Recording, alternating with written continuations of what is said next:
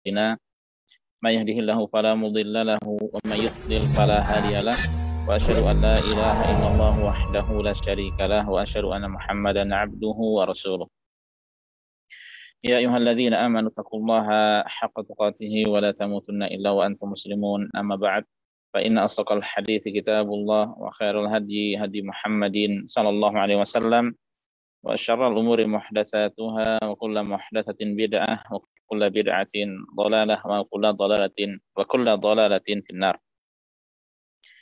اللهم انفعنا بما علمتنا وعلمنا ما ينفعنا وزدنا علما رب اشرح لي صدري ويسر لي أمري واحلل عقدة من لساني يفقهوا قولي.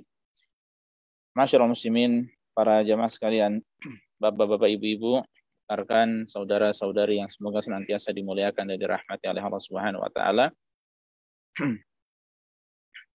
Alhamdulillah, segala puji senantiasa kita panjatkan pada Allah, salawat dan salam senantiasa kita sanjungkan pada Nabi dan Rasul kita, itu Nabi Muhammad sallallahu alaihi wasallam. Alhamdulillah, pada malam hari ini kita dipertemukan kembali oleh Allah Subhanahu wa taala di hari Ahad malam Senin, dan ini adalah kajian rutin dari majelis tafsir, ya, di mana insya Allah kita akan membahas tafsir Juz Amma karya Ustadz Firanda Andirja hafizahullahu ta'ala. Dan kita sedang membahas surat Ad-Duha. Ini merupakan pertemuan kedua dari pembahasan surat tersebut. Dan insya Allah akan kita mulai dari ayat yang kelima nanti insya Allah, ya. Sebelumnya, bukan kelima ya, keenam ya. Ayat kelima kemarin sudah kita baca, alhamdulillah. Dan sebelumnya, kemarin di ayat yang kelima, ya, kita sudah bahas bahwa Allah Subhanahu wa taala berfirman, wala saufa yu'tika rabbuka fatardha, dan sungguh kelak Tuhanmu pasti memberikan karunia kepadamu sehingga engkau menjadi ridha, menjadi puas. Nah, ini kemarin yang kita bahas, sudah kita baca bagaimana banyak karunia yang Allah Subhanahu wa taala berikan pada Rasul sallallahu alaihi wasallam, ya, termasuk pada umat ini. Yang kemudian apa saja di antaranya? Nah, ini ada pada beberapa ayat selanjutnya. Nah, kita baca sampai di sini ya. Ayat ke-6, ya. Allah Subhanahu wa taala mengatakan,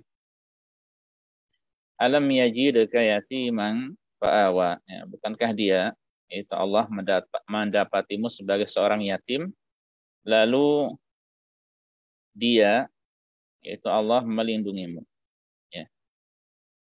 Bukankah Allah mendapatimu sebagai seorang yatim, lalu dia melindungimu? Bagaimana penjelasannya? Kita baca apa yang disampaikan oleh Ustadz Dr. Firanda Andirja hafizahullah ta'ala. Beliau mengatakan penjelasan ayat. Nabi SAW dilahirkan dalam keadaan yatim. Ketika lahir dari perut sang ibu, ayahnya telah meninggal dunia. Beliau SAW tidak pernah merasakan belayan kasih sayang ayahnya dan hidup di bawah asuhan sang ibu.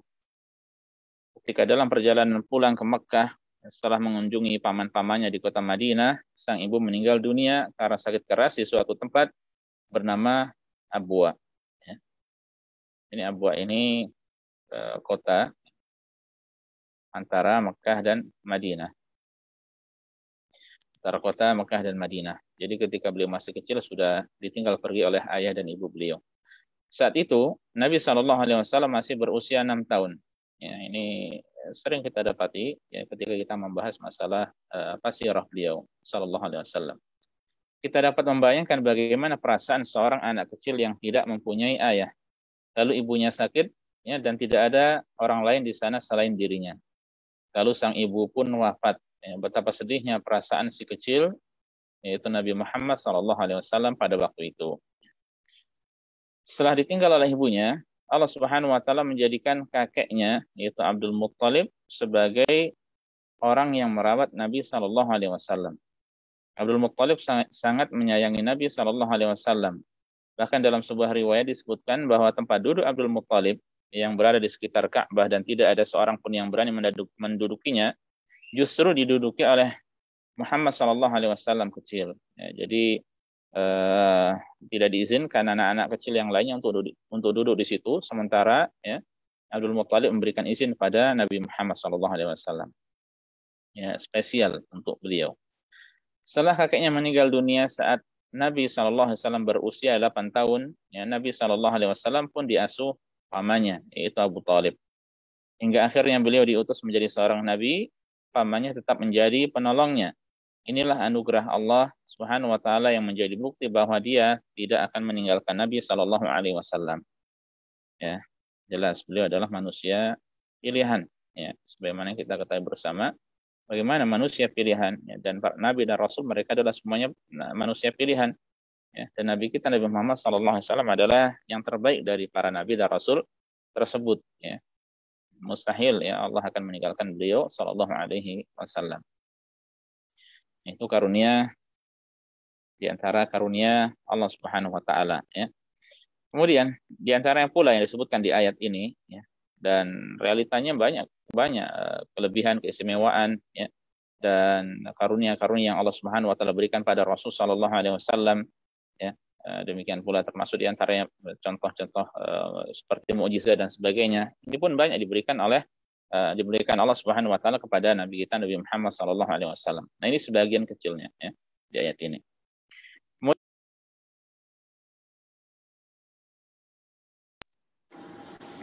Wa wajadaka dhallan fahada. Dia mendapatimu dan dia mendapatimu sebagai seorang yang bingung, lalu dia memberikan petunjuk. Dia mendapatimu sebagai seorang yang bingung, lalu dia memberikan petunjuk. Di sini Allah Subhanahu wa taala menggunakan kata-kata dhallan, ya, dan diartikan pada terjemahan bahasa Indonesianya oleh depak dengan bingung, ya. Kemudian fahada, lalu Allah memberikan petunjuk, ya. Nah, kata dhal, ya, ini apa maknanya? Dhal dan kemudian berikan hidayah, apa maknanya? Ini penjelasannya pada halaman berikut. Penjelasan ayat, para ulama berbeda pendapat tentang makna tersesat dalam ayat ini. Ini kata dhalan ini, ya, bisa diartikan tersesat, ya, atau secara asalnya adalah tersesat, ya. Hanya saja perhatikan antum apa yang beliau tuliskan di sini, tanda kutip tersesat, ya. Ini apa hakikatnya, ya. Tersesat di sini apakah sama dengan orang-orang yang lainnya? Tentu tidak, ya. Dan tersesat di sini yang menunjukkan bahwa Rasul sallallahu alaihi wasallam itu sebelumnya belum tahu, belum memiliki ilmu, ya. Kemudian fahada, lalu Allah berikan petunjuk pada beliau, ya. Dan nanti kita akan sampaikan. Jadi ketika Ustaz Firanda hafizahullah menyebutkan kata tersesat di sini, ya, maka perhatikan tanda kutipnya, meskipun terkadang atau selanjutnya beliau tidak memberikan tanda kutip, ya. Baik, para ulama berbeda pendapat tentang makna tersesat dalam ayat ini, ya. Sebagian mengatakan bahwa Nabi SAW pernah berjalan di kota Mekah dan tersesat, ya. Ini tersesat jalan, ya. Lalu diberi petunjuk oleh Allah Subhanahu wa taala sehingga menemukan jalan pulang. Ya, ini di antara pendapatnya. Sebagian yang lain mengatakan bahwa Nabi SAW pernah bersama pamannya, yaitu Abu Talib, ketika berdagang ke negeri Syam, ya. Kemudian Nabi hilang, ya, SAW di tengah jalan dan tersesat karena iblis, ya. Namun Allah Subhanahu wa taala memberikan petunjuk dan mengembalikannya lagi sehingga bisa bertemu kembali. Nah, ini tersesat jalan, ya, berarti tersesat di jalan. Inilah beberapa tafsiran sebagian ulama, ya.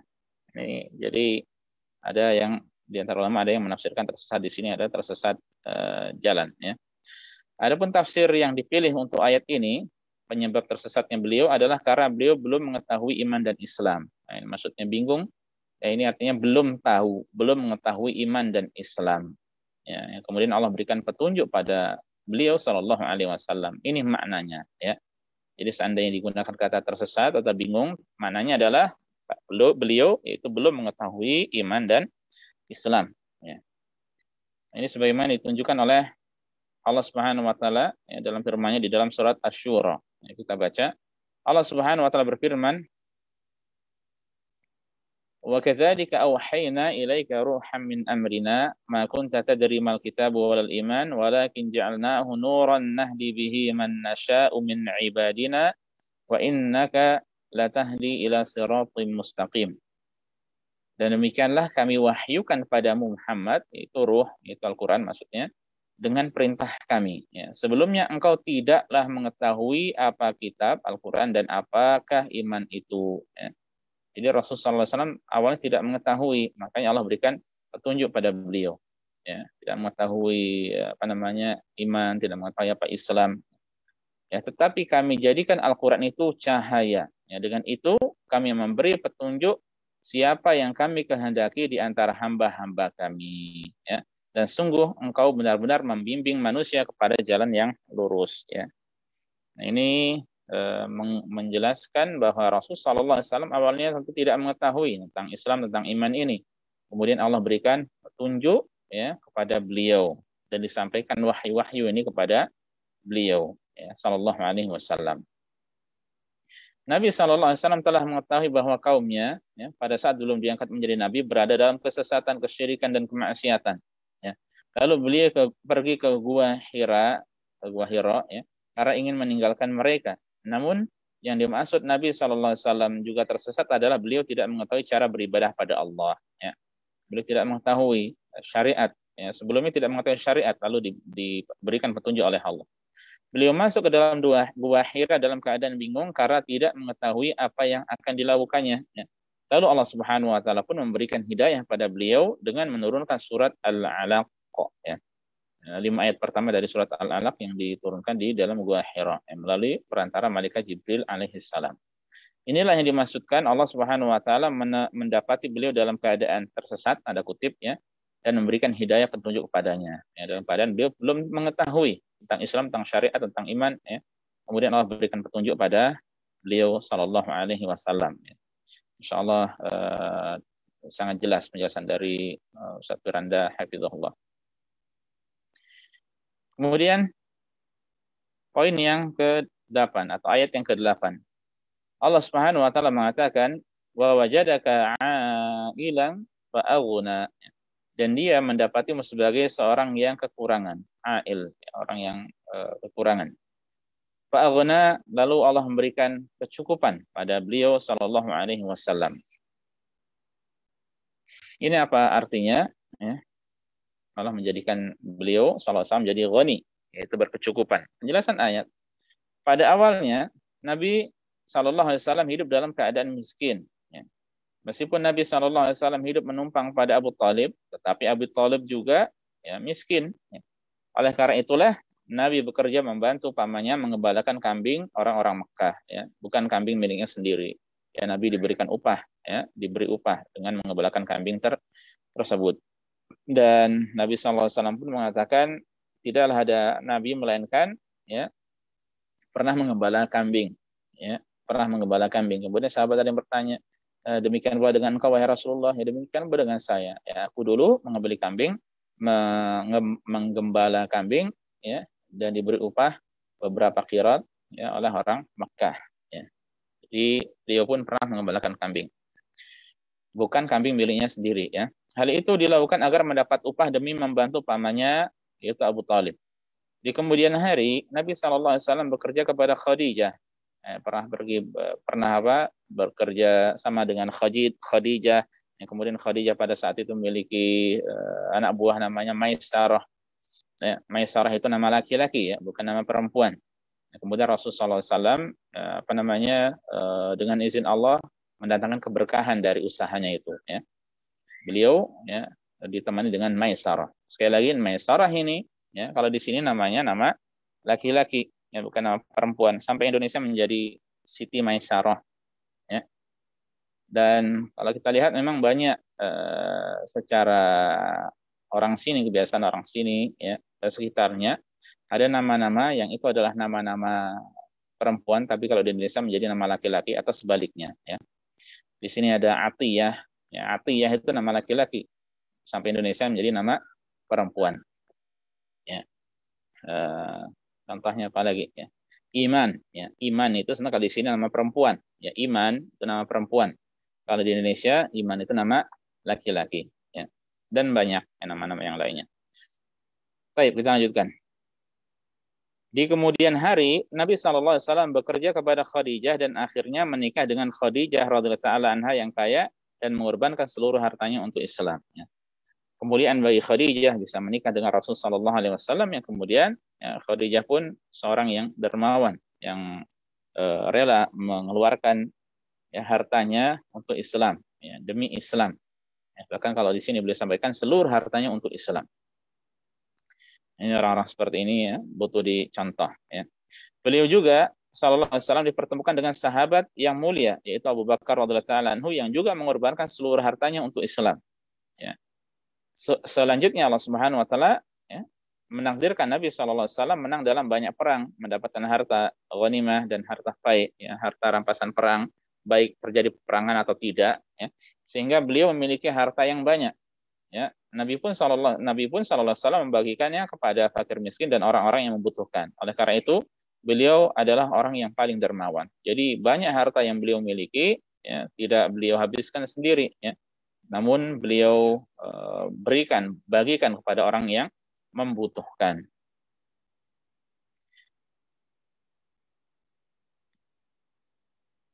Ketiga karunia yang diberikan Allah Subhanahu wa taala kepada Nabi merupakan bukti dari firman Allah, walal akhiratu khairul laka minal ula. Ya, maksudnya ketiga karunia tersebut yaitu Allah memberikan perlindungan, ya. Allah itu tiga ayat sebelumnya Allah mendapati beliau dalam keadaan yatim kemudian memberikan perlindungan, ya. Kemudian Allah mendapati Muhammad SAW dalam keadaan tidak memiliki ilmu, belum mengetahui iman Islam, kemudian Allah memberikan petunjuk, ya. Kemudian Allah Subhanahu wa taala mendapati beliau SAW dalam keadaan kekurangan, lalu Allah memberikan kecukupan, ya. Nah, ini menunjukkan apa? Walal akhiratu khairul laka minal ula, ya. Dan sungguh yang kemudian itu lebih baik, dan sungguh yang kemudian itu lebih baik bagimu daripada yang permulaan. Ya, dari yatim lalu akhirnya dinaungi oleh Allah, dari tersesat ya, atau belum tahu lalu diberikan petunjuk oleh Allah, dan dari kekurangan lalu diberi kecukupan. Inilah bukti bahwa Allah Subhanahu wa taala tidak pernah meninggalkan Nabi sallallahu alaihi wasallam seperti yang disangka Ummu Jamil istri Abu Lahab, ya, yang kita ketahui sebab turunnya ayat ini, ya, bahwa Ummu Jamil dengan ucapan buruknya mengatakan bahwa sungguhnya setanmu itu telah meninggalkanmu. Ya, akhirnya Allah Subhanahu wa taala turunkan surat Ad-Duha ini. Kemudian makanya ya, karena itu semua akhirnya Allah Subhanahu wa taala mengatakan di ayat ke-9, fa ammal yatima fala taqhar. Ya. Maka terhadap anak yatim janganlah engkau berlaku sewenang-wenang. Ya, terhadap anak yatim maka janganlah engkau berlaku sewenang-wenang. Penjelasan ayat. Ayat ini merupakan ayat yang paling dimengerti oleh Nabi Shallallahu Alaihi Wasallam. Beliau sangat mengetahui kondisi seorang anak yatim karena beliau hidup dalam keadaan yatim pada masa kecil. Ya, orang kalau pernah merasakan yatim dalam keadaan tidak punya ayah, ya, maka dia akan mengetahui bagaimana kondisi orang yang yatim. Ya, seandainya dia sudah dewasa, ya akan memahami bagaimana keadaan anak yatim itu. Ya. Keyatiman Nabi SAW adalah yatim yang sempurna. Ya. Maksudnya beliau sama sekali tidak pernah merasakan kasih sayang seorang ayah, bahkan ia ditinggal mati oleh ibunya ketika berumur 6 tahun saat mulai merasakan kasih sayang seorang ibu. Ya, sama sekali tidak pernah berjumpa dengan ayahnya. Ya. Nabi kita SAW tidak pernah berjumpa dengan ayahnya. Kemudian waktu masih umur 6 tahun, ya, masih kecil, ya, kemudian ditinggal oleh ibunya. Sehingga makanya beliau sangat mengetahui perasaan seseorang yang kehilangan ibu. Ya. Oleh sebab itu Nabi SAW tidak mungkin mencela seorang yatim. Nabi tidak mungkin bersikap sewenang-wenang terhadap anak yatim, karena beliau pernah merasakan hidup dalam keyatiman. Ya. Dalam sebuah hadis ya, dari Sahal bin Sa'ad As-Sa'idi, radhiyallahu taala anhu, Nabi sallallahu alaihi wasallam bersabda, "Ana wa kafilul yatim fil jannati hakadha." Wa qala bi isba'ihi as-sabbabah wal wusta. Aku dan orang yang mengurus anak yatim berada di surga seperti ini. Beliau mengisyaratkan ya dengan kedua jarinya, yaitu dari telunjuk dan jari tengah. Ya, ini menunjukkan kedekatan. Ini derajat yang tinggi bagi orang yang mengurusi anak yatim, yang mengurusi tempat tinggal, mengurusi makanan, mengurusi pakaian, ya. Dan yang lebih penting dari itu semuanya adalah mengurusi masalah agama, ya. Mendidik masalah agama, mentarbiyah dengan tarbiyah Islam, ya. Karena itu yang dapat menjadikan anak itu kemudian banyak mendoakan orang tuanya, ya, termasuk orang yang mengurusinya, ya. Kemudian amal saleh yang dilakukan, ya, maka akan kembali kepada orang yang mengurusi tersebut. Ya, amal saleh yang dilakukan anak itu, ya, maka akan kembali kepada orang yang mengurusnya tersebut. Maksudnya dia akan mendapatkan bagian pahalanya. Ya, karena itu dari sebab apa? Sebab kebaikannya. Ya, mandala ala khairin falahu mislu ajri fa'ilihi. Siapa yang menunjukkan pada kebaikan, maka baginya pahala seperti orang yang mengamalkannya. Ya. Kalau semakin banyak kebaikan yang ditujukan, ya, pengarahan yang disampaikan, nasihat yang diberikan, ya, pendidikan Islam yang disampaikan, ya, maka dengan izin Allah semakin banyak pahalanya di sisi Allah Subhanahu wa taala, ya. Nah, ini menunjukkan keutamaan mengurusi anak yatim, ya. Kemudian ayat yang ke-10, ya. Wa amma sa'ila fala tanhar. Dan terhadap orang yang meminta-minta, janganlah engkau menghardiknya. Ya, terhadap orang yang meminta-minta. As-sa'il itu bisa diartikan bertanya, bisa diartikan meminta. Ya. Sa'ala yas'alu itu bisa artinya bertanya. Ya. Sa'ala su'alan, ya, fulan bertanya suatu soal, pertanyaan. Ya. Atau sa'ala juga bisa berarti masalah meminta. Ya. Penjelasan ayat, sebagaimana dahulu engkau tersesat, ya, tanda kutip, tidak mengerti akan ilmu dan iman, ya, jika ada orang meminta bertanya ilmu kepadamu, nah ini pertama berkaitan dengan masalah yaitu bertanya. Janganlah engkau menghardiknya, akan tetapi, ya, lembutlah kepadanya dan berikanlah ilmu kepadanya. Nah, ini nasihat bagi para dai, bagi para ustadz, ya, bagi kami dan orang-orang yang semisal. Ya. Inilah peringatan pada para dai dan ulama agar mereka bersabar dengan orang-orang yang bertanya pada mereka agar bersabar dalam berdakwah.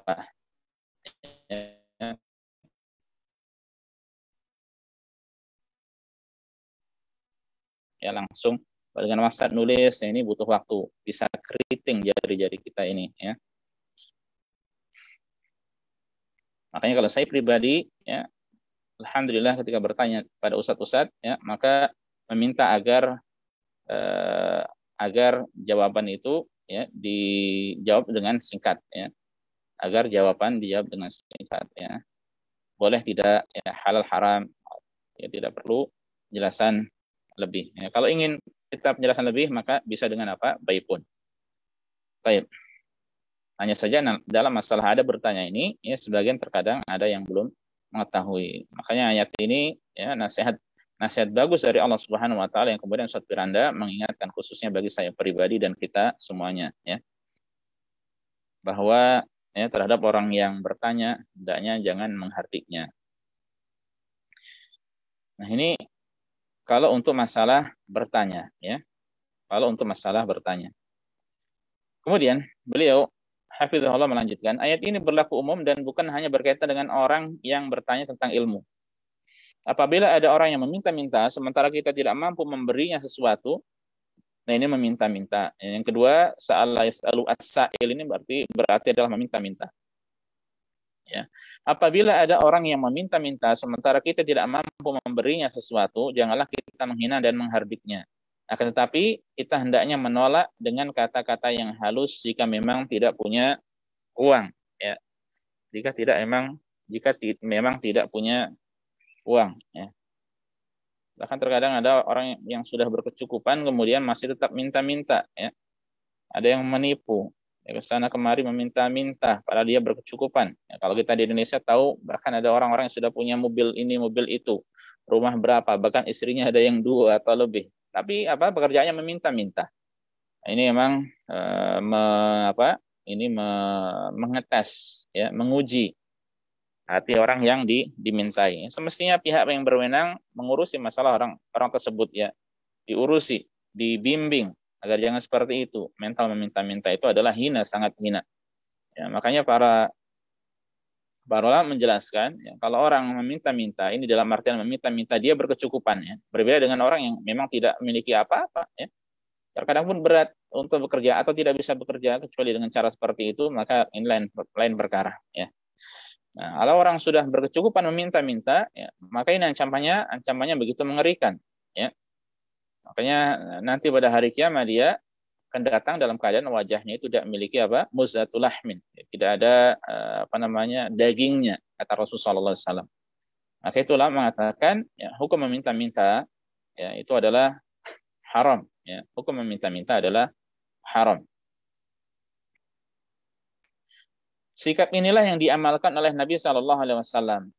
Beliau tidak pernah menghardi orang yang meminta-minta. Ini sikap beliau.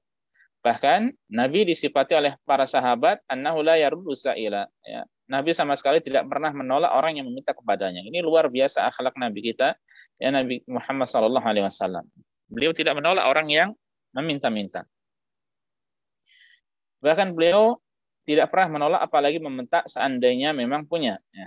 Anas bin Malik radhiyallahu ta'ala anhu bercerita, ini banyak cerita, ya, dari Rasulullah SAW tentang kedermawanan beliau, ya, dan Ustaz Firanda mendatangkan beberapa di antaranya di sini.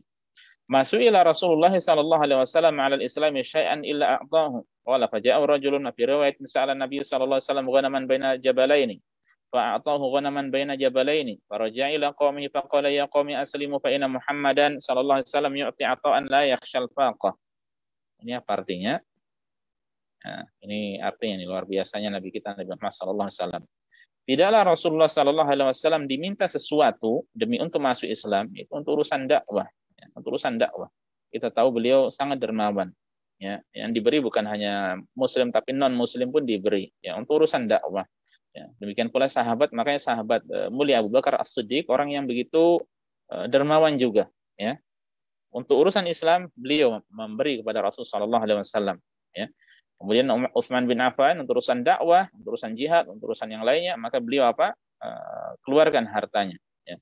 Ini luar biasa mereka. Dan jangan dikira bahwasanya itu kemudian akan hilang, ya, akan habis, tidak. Ya, Rasulullah SAW mengatakan mana qasat, ya, mana qasat sadaqatun min mal, ya. Tidak akan berkurang, ya, harta, ya, karena sedekah, ya. Mana qasamalun min sadaqah, tidak akan berkurang harta, ya, karena suatu sedekah, ya, karena suatu pemberian, karena suatu infak, ya. Justru hal itulah yang akan tersisa di sisi Allah Subhanahu wa taala, ya. Baik, kita ulangi. Tidaklah Rasulullah sallallahu alaihi wasallam diminta sesuatu demi untuk masuk Islam kecuali Rasulullah sallallahu alaihi wasallam akan berikan, ya. Maka datang seorang, ya, seseorang dalam riwayat yang lainnya, orang ini meminta kepada Nabi SAW kambing sepenuh lembah di antara 2 gunung. Nah, ini teman-teman di masa pandemi ini banyak yang kesana kemari, tahu dia bagaimana lembah-lembah di sini, ya. Ada yang kemana-kemana, ya. Kemudian dia berjalan di antara 2 gunung, ya. Di situ ada lembah. Ini itu menunjukkan lembah itu tidak kecil. Nah, Rasulullah SAW diminta kambing sebanyak lembah, ya, di antara 2 gunung. Ya. Maka Nabi SAW memberikan kepadanya kambing sepenuh lembah. Ya. Akhirnya ia pun, orang itu, kembali kepada kaumnya dan berkata, wahai kaumku, masuklah kalian ke dalam Islam. Ya, sesungguhnya Nabi Muhammad SAW memberi sesuatu tanpa takut kemiskinan sama sekali. Ya. Ini Rasul Shallallahu Alaihi Wasallam memberikan sesuatu, ya, yang beliau tidak mengkhawatirkan kemiskinan. Ya, orang yang demikian pula harta yang diberikan begitu melimpah, begitu banyak. Ya. Dan di antara dakwah, ya, dakwah Rasul Shallallahu Alaihi Wasallam, ya, itu yang didakwah itu adalah pemimpin kaumnya. Ya. Jadi kalau pemimpin itu kemudian masuk Islam, maka dengan mudah dia akan menyampaikan Islam di tengah kaumnya. Yang kaumnya biasanya kaum bawahan, dan anak buah itu ikut saja kepada atasannya. Ya. Nah, ini cara dakwah Nabi kita, Nabi Muhammad SAW. Nah, ini juga penjelasan bagi kita bahwa dalam berdakwah itu ya, butuh mengeluarkan harta. Ya. Dalam berdakwah itu butuh mengeluarkan duit. Dalam berdakwah itu butuh mengeluarkan uang. Ya. Nah, ini dakwah ya, dengan mengeluarkan harta, ini kita ketahui Rasulullah SAW lakukan, ya, para sahabat dan sebagainya lakukan, ya, demikian pula kita untuk dakwah, ya, ini pun butuh mengeluarkan uang. Ya. Kita berikan objek dakwah itu hadiah, ya, supaya dia tertarik dengan Islam, ya, supaya dia tertarik dengan Islam. Nabi SAW tidak hanya memberi kepada kaum muslimin, ya, bahkan Nabi SAW juga memberi untuk non-muslim untuk menarik hati mereka agar masuk Islam. Ya. Untuk menarik hati mereka agar masuk Islam. Orang yang meminta kambing 10 lembah itu pun masuk Islam. Ya. Bahkan ia mendakwahi kaumnya dengan menjelaskan kedermawanan Nabi SAW. Ini di antara dakwah yang begitu indah, ya, adalah dakwah bilhal, ya, dakwah dengan akhlak yang mulia. Ini dakwah yang begitu berat. Ya, terkadang ada orang-orang yang disampaikan padanya 1000 dalil tidak masuk. Tapi ketika seorang itu mencontohkan akhlak yang mulia, ya, maka langsung masuk ke dalam hatinya. Ya, dan dia pun terbuka untuk masuk Islam. Ya. Dan ini yang dakwah, cara dakwah yang begitu berat adalah dakwah dengan akhlak yang mulia. Ya. Dan panutan kita adalah Nabi kita, Nabi Muhammad SAW. Diriwayatkan pula dari Ibnu Syihab tentang kisah seorang sahabat yang awalnya sangat benci pada Nabi SAW. Ya. Ibnu Syihab berkata, "Ghaza Rasulullah SAW ghazwatal fathi, ay fathi Makkah. Thumma kharaja Rasulullah SAW biman ma'ahu minal muslimin, faqtatalu bi Hunain. Wa nasarallahu dinahu wal muslimin. Wa a'ta Rasulullah SAW yawma idin Safwan ibn Umayyah mi'atan minan na'ami, thumma mi'atan." Ini Masya Allah juga ini riwayat ini. Rasulullah SAW berperang untuk menaklukkan kota Makkah. Ya, lalu Rasulullah SAW pergi bersama kaum muslimin untuk bertempur dalam perang Hunain. Ya, jadi setelah kota Makkah ditaklukkan, ya, kita tahu Makkah kemudian pergi ke Hunain. Ya, Hunain di Taif, ya, perang Hunain di daerah Taif, ya, dekat kota Makkah. Sementara pada saat itu beliau sudah di kota Madinah. Ya. Makanya langsung sekaligus, ya, diadakan ekspansi perluasan Islam. Maka Allah Subhanahu wa taala memenangkan agamanya dan kaum muslimin. Pada hari itu Rasulullah SAW memberikan 100 ekor unta kepada Safwan bin Umayyah. Lalu 100 ekor unta, lalu 100 ekor unta. Berapa berarti? 300. Ya, ini Nabi kita, Nabi Muhammad SAW, luar biasa. Harta ada, dengan mudah diberikan. Ya. Dan beliau, rezeki Allah bukakan pada beliau dengan apa? Dengan peperangan itu, ya, dengan ghanimah, rampasan perang, ya, baik dengan setelah terjadinya peperangan atau tanpa ada peperangan. Ya. Sa'id bin al-Musayyib, ya, seorang tabi'in, mengatakan bahwa Safwan bin Umayyah, ya, radhiyallahu ta'ala anhu berkata, "Wallahi laqad a'tani Rasulullah sallallahu alaihi wasallam a'tani wa innahu la abghadun nasi ilai fama bariha yu'tini hatta innahu la ahabbun nasi ilai." Artinya, demi Allah, ya, kata Safwan, Rasulullah sallallahu alaihi wasallam telah memberikanku semuanya, ya, telah memberikan padaku seluruhnya. Padahal ia adalah orang yang paling aku benci. Ya, sungguhnya dia itu sebelumnya orang yang paling aku benci. Ya. Namun Nabi terus memberikan kepadaku hingga akhirnya ia adalah orang yang paling aku cintai. Masya Allah. Jadi awalnya dibenci langsung dicintai. Setelah itu karena terus memberi akhirnya dicintai. Makanya dalam pepatah Arab ada dikatakan yaitu al-ihsan yaqta'ul lisan. Perbuatan baik itu bisa memutuskan lisan. Ya. Bisa membuat bungkam lisan. Kalau orang berbuat baik kepada kita, terus berbuat baik kepada kita, maka kita pun akan apa? Akan senang dengan orang tersebut. Ya. Kita tidak mau menyakitinya. Ya. Kita tidak mau membalasnya dengan keburukan. Ya. Makanya di antara cara dakwah, ya, adalah terus berbuat kebaikan kepada mereka, orang-orang yang didakwahi, kepada objek dakwah. Ini mulianya Rasul Shallallahu Alaihi Wasallam. Awalnya dibenci, kemudian menjadi orang yang paling dicintai oleh Safwan ibnu Umayyah. Dari beberapa kisah ini, ya, tampaklah bahwa Nabi SAW benar-benar mengamalkan firman Allah, dan terhadap orang yang meminta-minta janganlah engkau menghardiknya. Bahkan Nabi SAW selalu memberikan barang yang dimilikinya.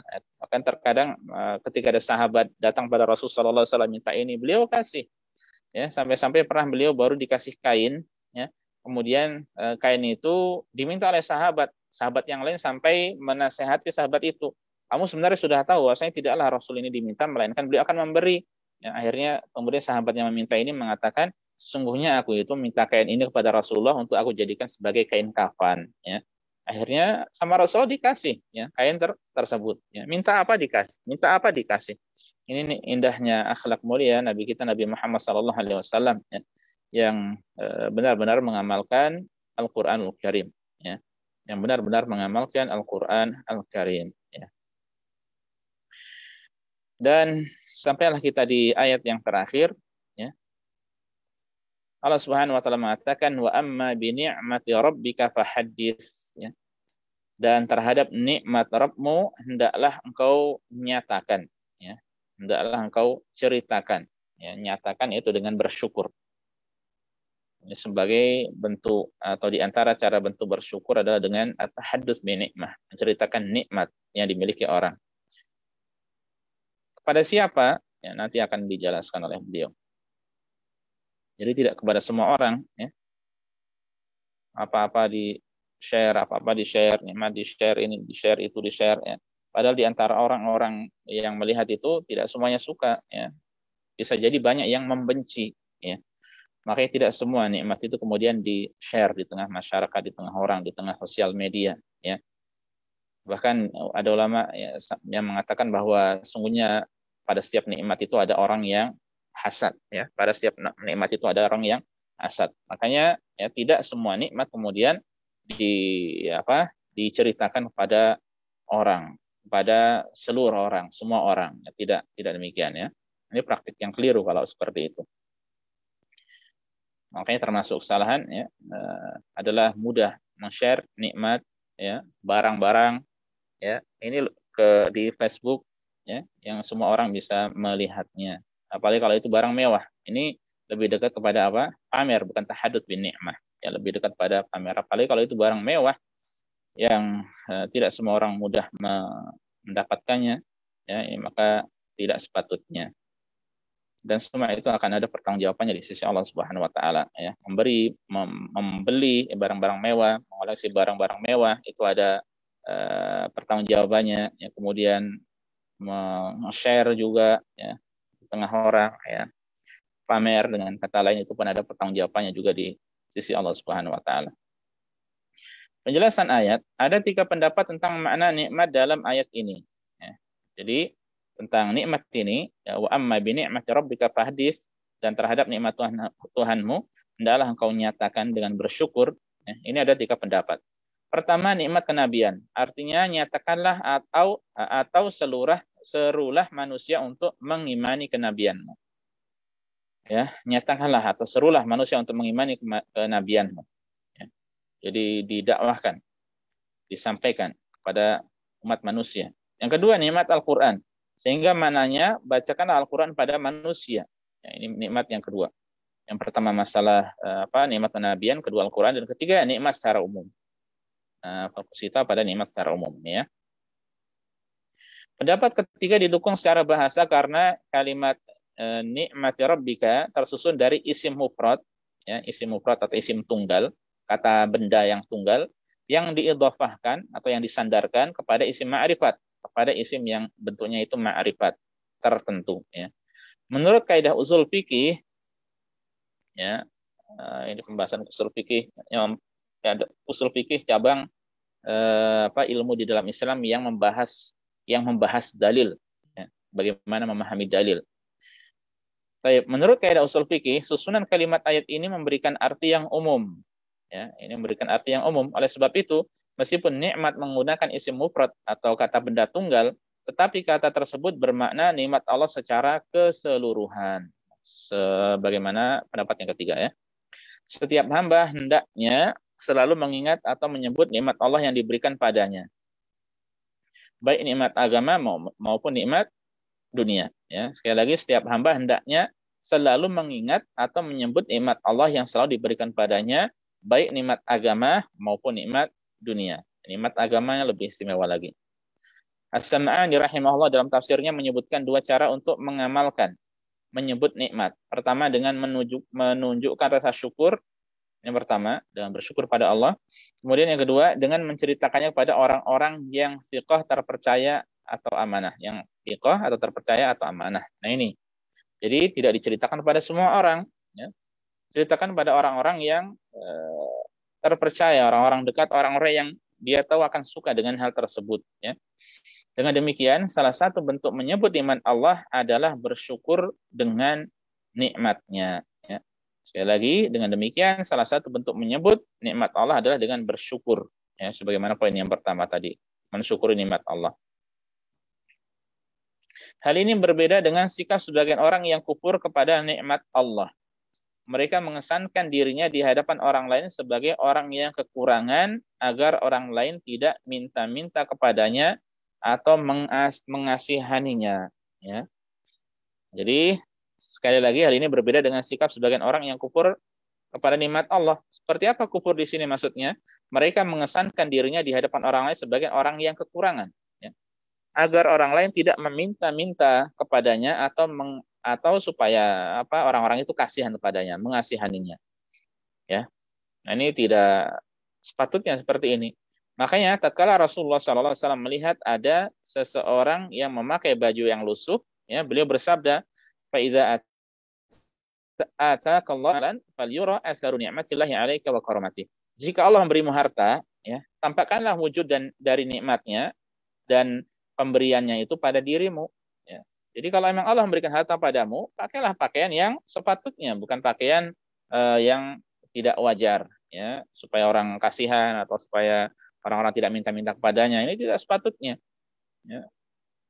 Ya, jadi termasuk syukur nikmat dalam hal ini, ya, ketika seorang mendapatkan nikmat, ya, pakaian sudah tidak kurang layak, ya, dia beli pakaian, tampakkan pada orang-orang, ya, nikmat tersebut masih dipakai di tengah manusia, tidak mengapa. Ini adalah termasuk dari syukur nikmat. Ya. Seseorang hendaknya menampakkan nikmat yang telah diberikan Allah padanya, namun hal itu bukan berarti menunjukkannya dalam rangka sombong dan bangga. Nah, ini ingat-ingat, bukan untuk sombong. Ya. Tapi sewajarnya saja. Ini catatan juga, ya. Tapi sewajarnya saja. Jadi pakailah pakaian yang bagus dan bersih atau kendaraan yang wajar. Ya. Bukan pakaian atau kendaraan yang mewah untuk sombong dan berbangga-banggaan. Ya. Kendaraan-kendaraan yang mewah. Kemudian untuk bangga-bangga, ini saya punya ini, kamu punya apa. Ya. Maka ini tidak sepatutnya. Ya. Tidak berhak dia seperti itu. Ingat, sifat sombong adalah sifat yang amat buruk. Ya. Para ulama menyatakan bahwa salah satu bentuk bersyukur dengan menyebut nikmat dapat diwujudkan melalui lisan, ya, melalui hati, lisan, dan anggota badan.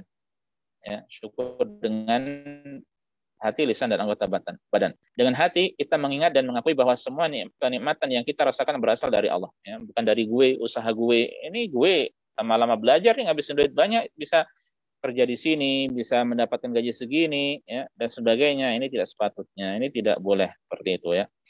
Kemudian orang kerja jadi mudir, jadi bos. Ini karena saya, ini usaha saya, ini karena kecerdasan saya. Masya Allah, dia lupa siapa yang memberikan kecerdasan pada dirinya.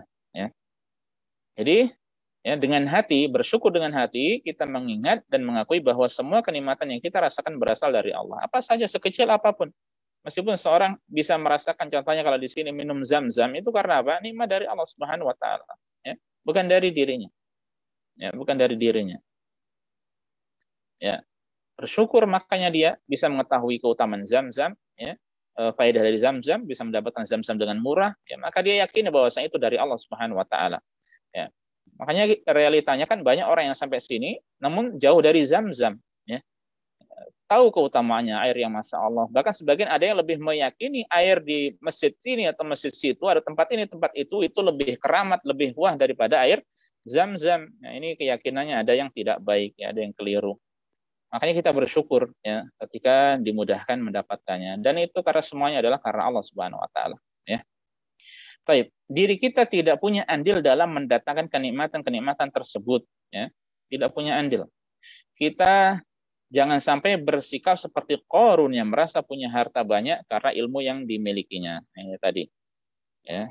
Karena saya S2, saya S3, ya, harta ini banyak karena saya kuliah ini.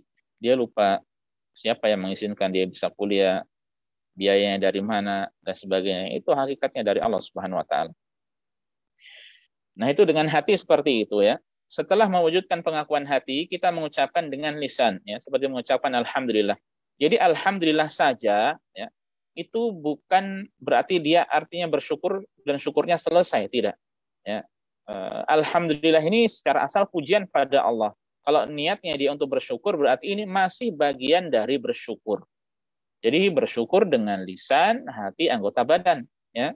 Bukan dengan lisan saja. Nah, kekeliruan kaum muslimin atau sebagian dari kaum muslimin, mereka bersyukur hanya dengan lisan. Ya, dapat duit banyak, alhamdulillah. Ya, dapat apa gitu, ya rezeki, alhamdulillah. Hanya itu saja, alhamdulillah. Tapi bagaimana dia menggunakan rezeki tersebut, ya, bagaimana keyakinan dalam hatinya, ya, wallahu a'lam. Ini kekeliruan dalam bersyukur. Baik. Jadi mengucapkan alhamdulillah atau ucapan pujian yang lainnya, masya Allah. Alhamdulillah lakal hamdu wa syukuru ya Rabb. Ya. Segala puji hanya untukmu, segala syukur hanya untukmu ya Rabb, contohnya. Atau kalimat-kalimat baik yang lain yang ditujukan pada Allah. Salah satu bentuk lain dari bersyukur dengan lisan adalah menyebutkannya kepada orang lain bahwa kita baru saja mendapatkan manfaat atau kemudahan dari Allah. Nah ini, ya ini berarti masuk pada pembahasan di ayat ini, ya, dengan menyebutkannya kepada orang lain. Namun kita sebaiknya hanya menceritakan kepada orang-orang terdekat atau orang-orang yang kita percayai. Nah, ini orang-orang yang terdekat atau orang-orang yang percayai. Ya. Kita juga dapat menceritakannya dalam konteks umum tanpa memberitahukan secara detail nikmat yang baru saja kita peroleh. Ya. Jadi tidak kepada semua orang. Ya. Hal ini untuk menghindarkan diri dari hasad yang mungkin saja muncul dari orang yang tidak menyukai kita. Ya. Itulah salah satu bentuk bersyukur dengan lisan menyebut nikmat, ya, lisan menyebutkan nikmat pada orang lain. Ya. Namun kita tetap harus berhati-hati dan mengikhlaskannya demi menghindarkan diri dari sombong, riya, dan pamer. 3 sifat yang begitu buruk yang terkadang atau bahkan sangat dekat dengan kita ini, maka kita hati-hati ya. Sombong, riya, pamer. Sombong, riya, pamer. SRP, ya, sombong, riya, pamer. Setelah kita mewujudkan melalui ucapan lisan, ya, tadi hati sudah, lisan sudah, ya, selanjutnya kita menampakkannya melalui anggota badan. Ya. Salah satunya adalah ya, memakai pakaian yang bersih, bagus, dan wajar, yang tidak berlebihan atau mewah. Ya, yang wajar, tidak berlebihan atau mewah. Selain itu, salah satu bentuk syukur pada Allah dengan anggota badan adalah dengan sholat. Ya.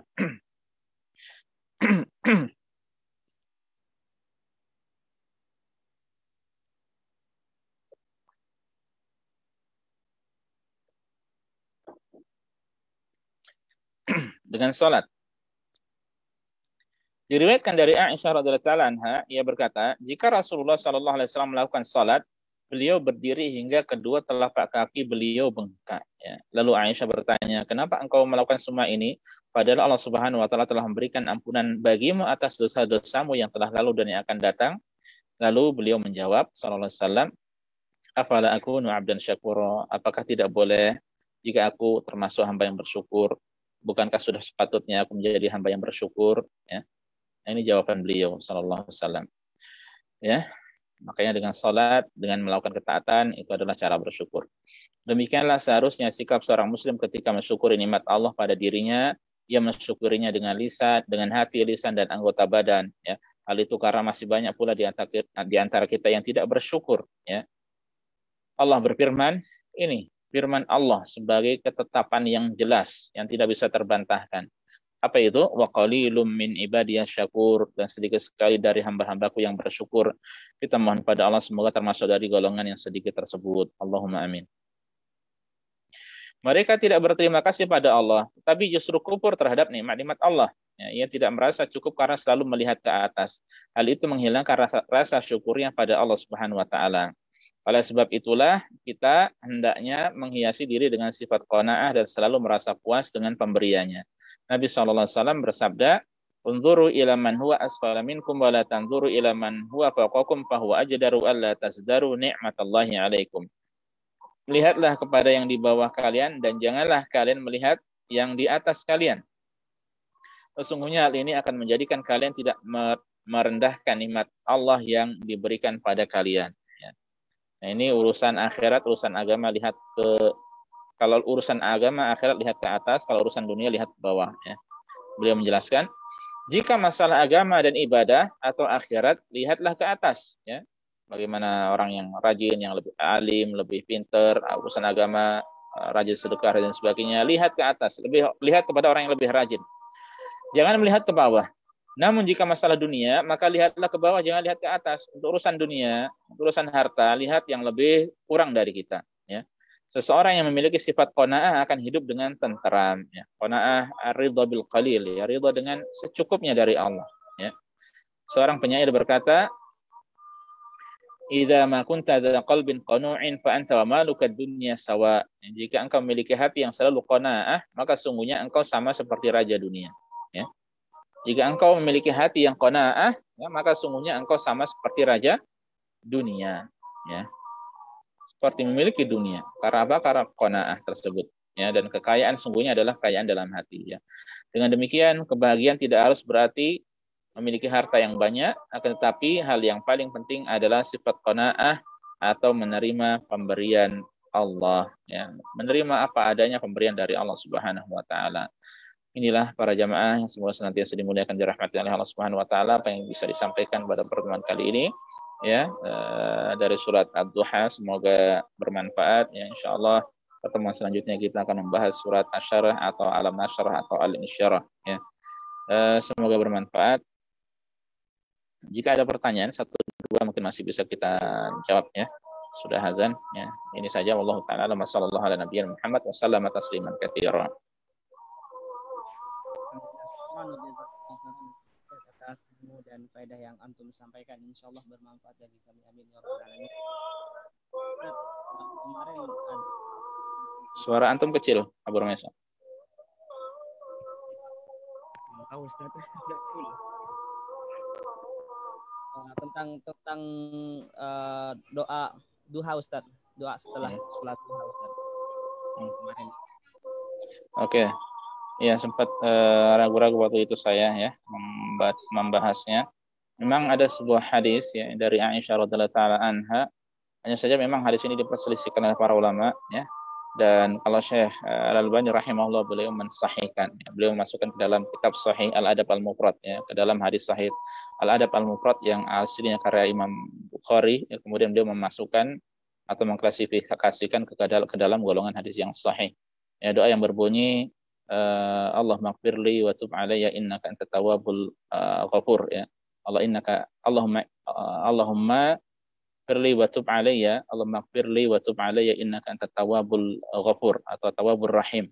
Ini dibaca 100 kali, ya, dibaca 100 kali. Ini sebagian ada yang mendhaifkan, sebagian ada yang mensahihkan, ya. Ini saja untuk doanya. Adapun doa-doa yang lainnya yang warid atau yang ada petunjuknya atau sunnahnya, maka tidak ada selain itu saja. Wallahu taala alam.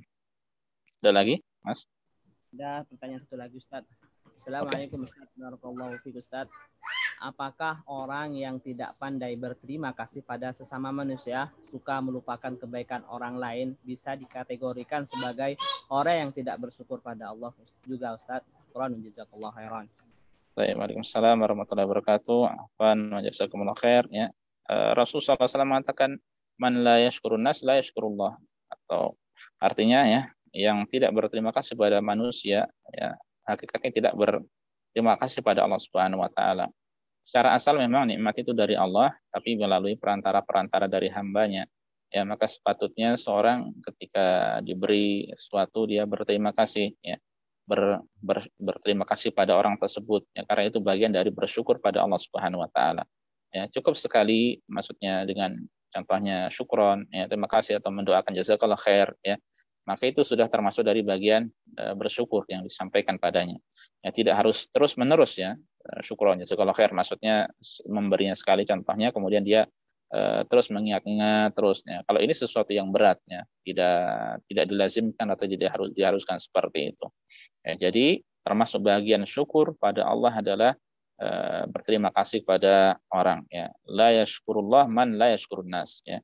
tidak bersyukur pada Allah orang yang tidak berterima kasih pada manusia. Ya. Jadi jawabannya adalah iya, benar. Ya. Makanya sekali lagi, ya, hendaknya ketika kita dikasih sesuatu, ya, kita tidak bisa membalasnya, minimal balas dengan doa, ya, balas dengan doa, jazakallah khair, ya, siapa yang membalas dengan jazakallah khair itu sudah banyak, ya. Atau demikian pula ucapan syukuran, ya, terima kasih, ya. Wallahu taala alam. Baiklah, sampai di sini dulu saja. Kalau ada yang masuk dibaca pekan depan insya Allah, karena sudah adzan juga, adzan isya. Ini yang bisa disampaikan pada pertemuan kali ini. Semoga memberi manfaat bagi kita semuanya. Kurang lebihnya saya mohon maaf. Ya, subhanakallah bihamdika asyhadu alla ilaha illa anta astaghfiruka wa atubu ilaika. Assalamualaikum warahmatullahi wabarakatuh. Waalaikumsalam warahmatullahi